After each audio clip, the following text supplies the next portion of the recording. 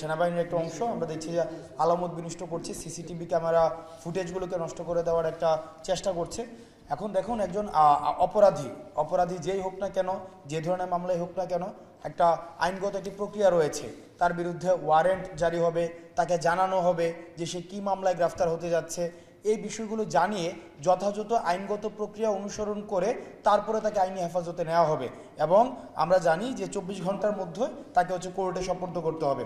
কিন্তু আমরা দেখেছি যে এই যে 24 পূর্ববর্তী সময়ে এই ধরনের আইনগত প্রক্রিয়া কোনো কিছু অনুসরণ করা হতো না, যেটির ফলেই কিন্তু আমাদের যে আজকে 24-এর যে আমাদের ছাত্র নাগরিকের একটা আন্দোলন হয়েছে, এই আন্দোলনের অন্যতম ক্যাটাগরি লিস্ট কিন্তু এই ক্ষোভটি ছিল। আমরা দেখেছি অতীতের সরকারে আমাদের ফেসিস্ট গভর্নমেন্টে যেটি হতো, যাকে ইচ্ছা পিক অ্যান্ড চুজ, অর্থাৎ একজনকে ইচ্ছা হলো আমি তাকে বাসা থেকে তুলে নিয়ে আসলাম, এবং সাদা পোশাকে তুলে নেওয়ার যে একটি চর্চা, আমার যাকে ইচ্ছা হয়েছে, যে সরকারের সাথে হয়তো তার সহমতের সম্পর্ক নেই, হয়তো দ্বিমতের সম্পর্ক রয়েছে, সুতরাং পিক অ্যান্ড চুজ টাইপে বাসা থেকে তুলে নিয়ে আসলাম, তুলে নিয়ে এসে সীমান্ত পার করে আমি উপারেও ছেড়ে দিলাম, আমার ইচ্ছা হয়েছে নির্যাতন করলাম, ফোর্সফুল ডিসঅ্যাপিয়ারেন্স এবং এক্সট্রা জুডিশিয়াল কিলিং, এগুলো ছিল আমাদের নিত্য নৈমিত্তিক ব্যাপার। কিন্তু অত্যন্ত দুঃখজনক, এতগুলো প্রাণ আমাদের শহীদ হয়েছে, এতগুলো মানুষ আহত হয়েছে, 24 পরবর্তী সময়েও যদি একই ধরনের প্রেক্ষাপটের পুনরাবৃত্তি হয়, সেটি আমরা কোনোভাবে মেনে নেব না। সুতরাং আজকে আমাদের জায়গা থেকে আমরা স্পষ্ট করতে চাই, শ্যামল ভাইকে যেভাবে তুলে নেওয়া হয়েছে সেটি স্পষ্টভাবে আইনের লঙ্ঘন হয়েছে, এবং যেই ফর্মুলাতে আমরা দেখেছি যে ফোর্সফুল ডিসঅ্যাপিয়ারেন্সের যতগুলো আলামত অতীতে আমরা দেখেছি, সবগুলো আলামত হচ্ছে সেখানে রয়েছে। ভয়ভীতি প্রদর্শন করা, পরিবারকে ভয় দেখানো, আলামত বিনষ্ট করা, কোনো ধরনের কারণ প্রদর্শন করা সেখানে হয়নি।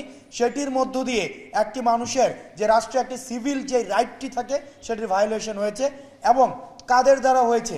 সেনাবাহিনীর একটি নির্দিষ্ট অংশের দ্বারা। সুতরাং এটি সেনাবাহিনীর দায়িত্ব, যেহেতু রাষ্ট্রের কাছে তাদের একটি ভাবমূর্তি দাঁড়িয়েছে, একটি মানুষের কাছে তাদের একটি গ্রহণযোগ্যতা দাঁড়িয়েছে, তাদের এটি খতিয়ে দেখতে হবে যে তাদের ভাবমূর্তিকে বিনষ্ট করার জন্য, জাতির সামনে তাদেরকে প্রশ্ন করার জন্য অতীতের স্টাইলে, অতীতের যে একটা ফর্মুলা রয়েছে যে ফোর্সফুল ডিসঅ্যাপিয়ারেন্সের, সেটির আবার পুনর্বাসন কেউ করতে চাচ্ছে কিনা। যদি কেউ করতে চেয়ে থাকে তাহলে তাকে আমাদের যে আইনের প্রচলিত যেই বিদ্যমান যে আইন রয়েছে, সে আইনের মধ্য দিয়ে অতি সত্বর তাদেরকে বিচারের আওতায় আনতে হবে। মায়ের ডাক ইতিমধ্যেই 3 দিনের আলটিমেটাম দিয়েছে। আমরা বৈষম্য বিরোধী ছাত্র আন্দোলনের পক্ষ থেকে আমরা স্পষ্ট করতে চাই যে টাইম ফ্রেমটি বেঁধে দেওয়া হয়েছে, এই টাইম ফ্রেমের মধ্য দিয়ে সেটির যৌক্তিক কারণ, যে কি কারণে এই যে শ্যামল ভাইকে বাসা থেকে তুলে নেওয়ার চেষ্টা করা হয়েছে সাদা পোশাকে, কোনো ধরনের কারণ খতিয়ে দেখা ছাড়াও আমরা এই বিষয়টি আমরা বৈষম্য বিরোধী ছাত্র আন্দোলনের পক্ষ থেকে স্পষ্ট করতে চাই।